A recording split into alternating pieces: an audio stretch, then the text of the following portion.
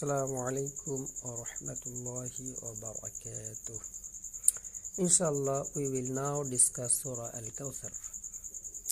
The surah was revealed in Mecca. It is the shortest surah in the Holy Quran.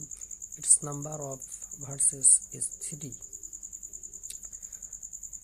In the first verse, the Prophet ﷺ is given the good news of the gift of Kawthar.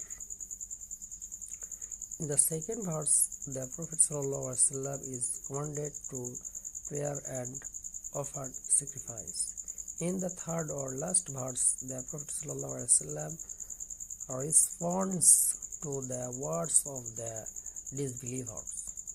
Now we will discuss from Tafsir Ibn Kathir.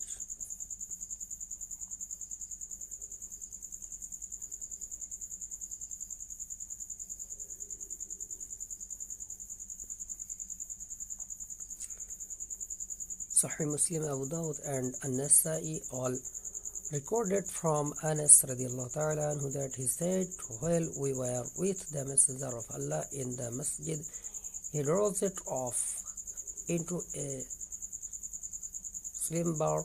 Then he lifted his head smiling. We said, O Messenger of